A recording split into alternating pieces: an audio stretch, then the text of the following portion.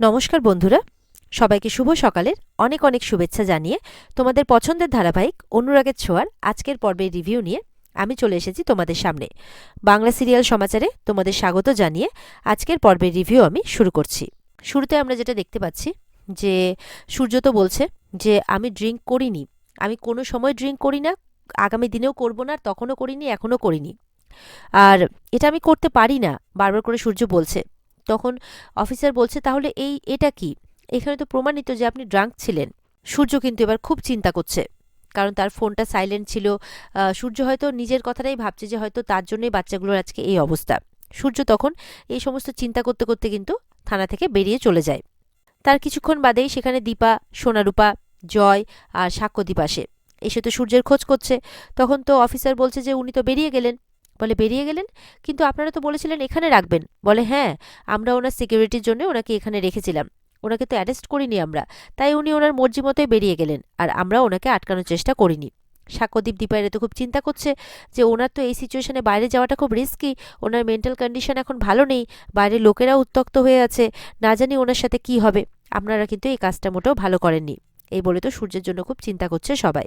রূপা তো পুলিশকে বারবার বলছে ওই লোকটাই করেছে সবকিছু, আমি দেখেছি। মা তুমি বলো। তখন দীপা বলছে একটু দাঁড়াও। এরপর রূপা তো কোনো কথা না শুনে পুলিশকে আবারও বলছে যে আমি কুমারের বিরুদ্ধে কেস ফাইল করতে চাই। তখন অফিসার বলছে এই বারবার করে কুমারের কথা বলছে, এই কুমারটা কে? তখন দীপা বলছে একজন মানুষ। তারপর বলছে অবশ্যই তাকে মানুষের পর্যায়ে ফেলা যায় না, সে দিনের পর দিন আমাদের ক্ষতি করে গেছে। এই কুমার হচ্ছে একজন জেল খেটে আসা আসামি। জয় বলছে এই কুমার আমাদের পরিবারের একসময় অনেক ক্ষতি করেছে, যার জন্য ও জেল খেটেছে। জয় বলছে আমি একটু আগে জানতে পেরেছি ও জেল থেকে ছাড়া পেয়েছে, আপনারা প্লিজ একটু চেক করে দেখুন। তখন অফিসার বলছে যে আপনারা ঠিক বলছেন তো, মানে আন্দাজে বলছেন না তো? বলে না বাবা, আমরা আন্দাজে কেন বলবো, ওই লোকটা একটা ক্রিমিনাল, ওই লোকটা আমাদের অনেক ক্ষতি করেছে, আপনি প্লিজ ওর কেসটা ফাইল করুন। তখন অফিসার বলছে শুধু শুধু সন্দেহের বশে। দীপা বলছে দরকার পড়লে আমরা প্রমাণও দেব আপনাকে, আপনি আগে কেসটা ফাইল করুন। এরপরে তো সাক্ষ্যদীপ সূর্যের খোঁজ করার জন্য বলে দীপাকে। দীপা তো ফোন করেই যাচ্ছে, রিং হয়ে যাচ্ছে, কিন্তু সূর্য ফোনটা রিসিভ করছে না। দীপা তো খুব চিন্তায় পড়ে গেছে যে রিং হচ্ছে অথচ ফোন রিসিভ করছেন না। এদিকে দেখা যাচ্ছে সূর্য হসপিটালে গেছে সবার আগে বাচ্চাদেরকে দেখতে। বাচ্চারা এখন সুস্থ আছে, সূর্য দেখেও খুশি। সেখানে তো বাচ্চাদের সমস্ত মানে পেশেন্টের লোকজন আর কি, বাচ্চাদের সমস্ত বাড়ির লোকজন আসে। এসে তো সূর্যকে বলছে হাত জোর করে যে আপনি ভগবান, আপনি না থাকলে যে আমাদের বাচ্চাদের কি হতো, এই বলে সূর্যকে প্রণাম করছে সবাই। সূর্য বলছে না না, এসব কি বলছেন আপনারা, এরকমটা করবেন না, আমার পাপ হবে প্লিজ, আমি ভগবান নই।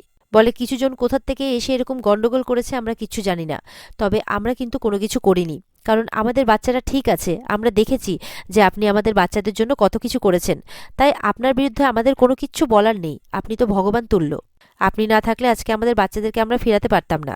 সূর্য বলছে ওরা এখন ভালো আছে, কোনো চিন্তা করবেন না।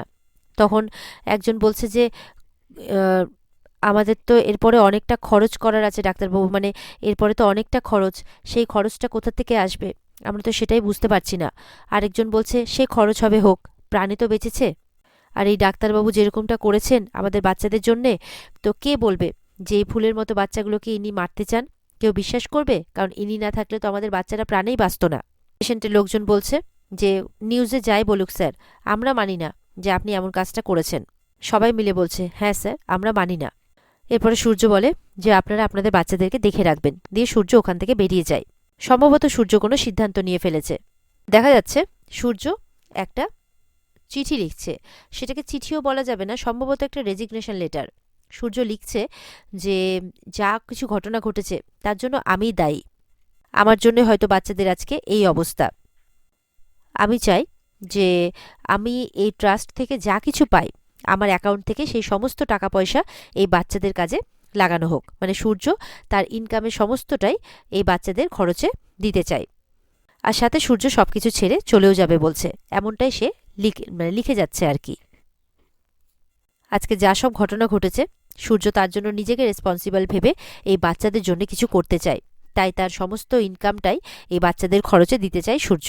এরপর দেখা যাচ্ছে সেই হসপিটালে সম্ভবত ওনার আসে, আর সূর্যকে বলছে যে ডক্টর সেনগুপ্ত, আমরা দেখেছি আপনি যখন মানে বাচ্চাদের ট্রিটমেন্ট করছিলেন তখন আপনি ড্রাঙ্ক ছিলেন, আপনি ডিউটি অবস্থায় ড্রাঙ্ক ছিলেন, বাচ্চাদের সিরিয়াস কন্ডিশনে যদি ওদের মারাত্মক ক্ষতি হয়ে যেত তাহলে তাহলে সেটা ভালো হতো না, সেই জন্য আমরা আপনার ডাক্তারি লাইসেন্স ক্যান্সেল করছি। আপনি ভবিষ্যতে আর কোনোদিনও ডাক্তারি করতে পারবেন না। সূর্য খুব একটা অবাক হয় না, কারণ সূর্য নিজের ইচ্ছেতেই সমস্তটা ছেড়ে দিচ্ছে, আর তেমনটাই সে সেই চিঠিতে লিখে দেয়। সূর্য বলছে, আমার আপনাকে কিছু দেওয়ার আছে। তখন সেই চিঠিটা দেয় আর বলে যে আমি স্বইচ্ছায় সবটাই ছেড়ে দিচ্ছি, আর আমি চাই যে আমার এখান থেকে ইনকামের সমস্তটাই যাতে বাচ্চাদের খরচে লাগানো হয়। যিনি এসেছেন আর কি হসপিটালের পক্ষ থেকে, তিনি তো মানে তিনিও চান না আর কি যে সূর্য চলে যাক। হয়তো তিনিও এটা বাধ্য হয়ে করছেন, কারণ তারও এই ব্যাপারটা ভালো লাগে না। সে সূর্যের দিকে তাকিয়ে আছে। এবার সূর্য নিজেকে আর ডক্টর সূর্য সেনগুপ্ত বলছে না, এবার শুধু সূর্য সেনগুপ্ত বলছে। এদিকে তো পুলিশ অফিসার খোঁজ নিয়ে জানতে পারলো যে কুমার রিসেন্টলি জেল থেকে বেরিয়েছে। বলছে, আপনারা একদম ঠিক কথাই বলছিলেন। রূপা বলছে, আমি বলছি না সবকিছু ওই করেছে, আপনি প্লিজ কেসটা ফাইল করুন। অফিসার বলছে, কিন্তু উনি যে ড্রাঙ্ক ছিলেন। দীপা বলছে, আরে উনি সবসময় আমাদের সাথেই ছিলেন, আপনার প্রয়োজন পড়লে আপনি সিসিটিভি ফুটেজটা চেক করুন না। সাক্ষ্যদীপ বলছে, হ্যাঁ আপনি সিসিটিভিটা বিগ বং থেকে পেয়ে যাবেন, কোনো অসুবিধে নেই। সেখানে আপনি পরিষ্কার দেখতে পাবেন যে সূর্য সেনগুপ্ত, ডক্টর সূর্য সেনগুপ্ত ড্রাঙ্ক ছিলেন না, কারণ উনি ড্রিঙ্ক নেননি। তখন পুলিশ বলছে, আচ্ছা ঠিক আছে, আমরা তাই করব। এরপর তো সোনারূপারা খুব চিন্তা করছে তার বাবার জন্য। সবাই মিলে তারা তখন সূর্যকে খুঁজতে বেরিয়ে পড়ে। এরপরে তো সূর্য তার কেবিনে বসে আছে, আর বসে বসে তার ডাক্তারি সমস্ত জিনিসগুলো দেখছে। সেখানকার বই, সেখানকার ফাইল, ওর পাওয়া জীবনের অ্যাওয়ার্ড, সমস্ত সার্টিফিকেট, সব কিছুকে দেখছে। তার স্টেথো, সব কিছুকে। হাজারো হোক, ডাক্তারিটা তো শুধু ডাক্তারি ছিল না, তার জীবনের একটা অঙ্গও ছিল, যেটা সে ছেড়ে দিচ্ছে। এবার সূর্য মনে মনে বলছে, দীপা তুমি সোনারূপাকে দেখে রেখো, নিজেরও খেয়াল রেখো। এই সংসারে, মানে এই শহরে মিথ্যে কলঙ্ক নিয়ে আমাদের আর একসঙ্গে সংসার করা হবে না। তাই আমাকে এমন একটা জায়গায় চলে যেতে হবে যেখানে আমাকে ডাক্তারির কথা ভাবতেও হবে না। একটা সাধারণ মানুষের মতো জীবন কাটাবো আমি। আমার যা ছিল সবই আমি বিলিয়ে দিলাম দীপা, এবার তুমি সবকিছু সামলে নিও। এরপরে তো দীপারা সবাই দৌড়তে দৌড়তে সূর্যের কেবিনে আসে। এসে দেখে সূর্য নেই। রূপা দেখতে পায় পেপার ওয়েটার নিচে একটা কিছু চাপা রাখা আছে, সম্ভবত কোনো চিঠি। এরপর সেই চিঠিটা দীপা পড়ে। দীপা পড়ে তো দীপার মুখ থেকে কথাই বন্ধ হয়ে যায়। এরপরে রূপা বলে, কি হয়েছে মা? তারপর রূপা গিয়ে পড়ে। তারপর রূপা সবাইকে বলে যে তার বাবা সবকিছু ছেড়ে চলে গেছে। তারপর হসপিটালের একজন আসে, এসে বলে যে সূর্য স্যার তার সমস্ত কিছু বাচ্চাদের নামে করে চলে গেছে। মানে সেখানে যেই সমস্ত বাচ্চাদের ট্রিটমেন্ট হচ্ছিল, তাদের ট্রিটমেন্টে সমস্তটাই দিয়ে চলে গেছে সূর্য।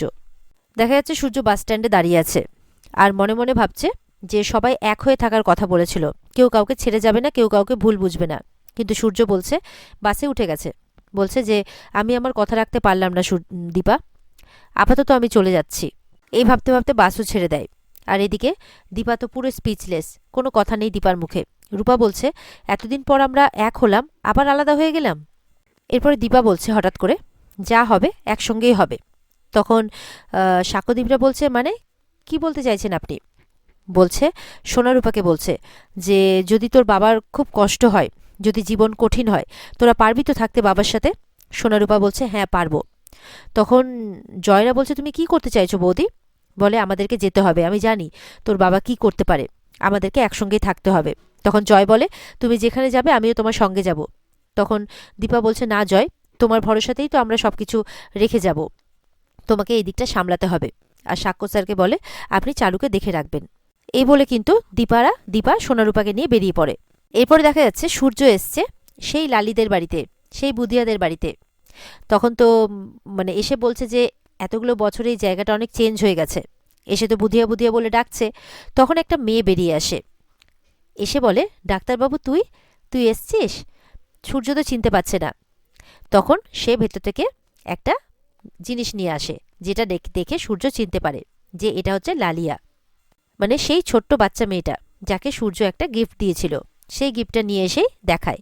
সূর্য বলছে, লালিয়া তুই এত বড় হয়ে গেছিস, কি মিষ্টি দেখতে হয়েছে রে তোকে। লালিয়া বলছে যে আমি ভালো রেজাল্ট করেছি রে, বোর্ডের পরীক্ষায় 5টা লেটার পেয়েছি, আমিও তোর মতো ডাক্তার হব। সূর্য তো শুনে খুব খুশি হয়। সূর্য বলছে, আমার মতো ডাক্তার হোস না রে। লালিয়া বলছে, কি? সূর্য বলছে, ও কিছু না। এরপর লালিয়ার মা বাবার খোঁজ করলে লালিয়া বলছে, ওরা তো দেশের বাড়িতে গেছে, এখন তো চাষবাসের সময়, তাই এখন আমার দিদা আছে সঙ্গে, এই সমস্ত খানাবানা পাকিয়ে দেয় আর কি, এরকমভাবে বলছে। তখন বলছে, তুই থাকবি তো? সূর্য বলছে যে হ্যাঁ, থাকার জন্য এসছি। লালিয়া তখন বুঝতে পারে নিশ্চয়ই কিছু হয়েছে, ডাক্তারবাবুর মন ভালো নেই। এবার লালিয়া দিদা বলছে, কিন্তু তুই তোর বিবি বাচ্চা এরা কোথায়? বলছে, ওদেরকে নিয়ে আনিনি, মানে বলছে যে কেন নিয়ে আসিসনি, তোকে ছাড়া ওরা আর ওদেরকে ছাড়া তুই কিভাবে থাকবি, কেঁদে কেটে তো চোখ মুখ ফুলিয়ে দিয়েছিস একেবারে। বলছে তাহলে ভাবতো ওদের কি অবস্থা। তারপর ভেতরে ডাকে সূর্যকে। দেখা যাচ্ছে যে দীপারা খোঁজ করতে করতে সেই বাস স্ট্যান্ডে এসেছে, সবাইকে ছবি দেখাচ্ছে। কেউ বলছে যে এত বড় শহর কে আসছে কে যাচ্ছে কিভাবে খোঁজ করব, কিভাবে মনে রাখবো। দীপা বলছে ওনার মতো কেউ নেই। রূপা বলছে আমার বাবা একজন ডক্টর। আর সোনা বলছে আমার বাবা সব থেকে ভালো বাবা। এরপরে খোঁজ করতে করতে পেছন থেকে দীপার ঘাড়ে কেউ একজন হাত রাখে। দেখা যায় সেটা আর কেউ নয়, সূর্য।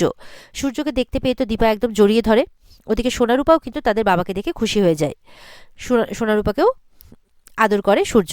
বলছে যে আমি ভেবেছিলাম তোমাদেরকে ছেড়ে চলে যাব, চলেও গিয়েছিলাম, কিন্তু আমি পারলাম না, আমি তাই ফিরে এলাম। যাই হয়ে যাক না কেন আমরা একসাথেই থাকব, আমরা একে অপরকে কথা দিয়েছি। কিন্তু আমার সাথে ওরা থাকতে পারবে কিনা, ওরা তো এইভাবে অভ্যস্ত নয় থাকতে। আমার তো ডাক্তারি লাইসেন্সটাও ক্যান্সেল হয়েছে, চক্রান্ত করে কেউ আমার লাইসেন্সটা ক্যান্সেল করে দিয়েছে। আমি আমার সব কিছু দিয়ে দিয়েছি। আমি কারোর লাইফে বোঝ হয়ে থাকতে চাই না, তাই আর কি। সূর্য দীপাকে আর সোনারূপাকে বলছে পারবে সবাই আমার সাথে অ্যাডজাস্ট করে থাকতে। সবাই বলছে হ্যাঁ পারবো। দীপা বলছে থ্যাংক ইউ ডাক্তারবাবু ফিরে আসার জন্যে। এদিকে তো লালির বাড়িতে লালি আর তার দিদা খুঁজে বেড়াচ্ছে সূর্যকে। লালি তো পুরো গ্রাম খুঁজে ফেলেছে, কোথাও তার ডাক্তারবাবুকে দেখতে পাচ্ছে না। তখন তার দিদা বলছে পেলি? বলে না। ইতিমধ্যে দেখা যাচ্ছে সূর্য চলে এসছে ব্যাগপত্র নিয়ে। বলছে যে এই যে দিদা, আপনি বলেছিলেন না সত্যানাশ, তাই একদম বিবি বাচ্চাকে নিয়ে চলে এসেছি। বলে তাই চলে এসছিস, খুব ভালো। কি যে করিস না তুই, কখন যেটা মর্জি হচ্ছে সেটা করছিস, একবার আনবি বলবি তো, আমি কিন্তু এতজনের জন্য রান্না করতে পারবো না। তখন দীপা বলছে আপনি চিন্তা করছেন কেন, আপনি দেখিয়ে দেবেন, আমরা হাতে হাতে সবকিছু করব। এদিকে সবাই তো খুশি, কিন্তু দেখা যাচ্ছে সোনা কিন্তু খুশি না। সোনা মনে মনে বলছে যে এখন থেকে আমাকেও এখানেই থাকতে হবে, কিভাবে থাকবো আমি। আর এখানেই আজকের পর্ব শেষ হয়ে যায়। তো বন্ধুরা, এই ছিল আজকের পর্বের রিভিউ। ভালো লেগে থাকলে অবশ্যই কিন্তু পর্বকে লাইক, কমেন্ট আর চ্যানেলকে সাবস্ক্রাইব করতে ভুলবে না। আর আজকের পর্বের ফুল এপিসোড দেখতে অবশ্যই তোমরা স্টার জলসার পর্দায় চোখ রাখবে। তাহলে দেখা হচ্ছে আগামীকালকে। ততক্ষণ সবাই ভালো থাকবে। টাটা।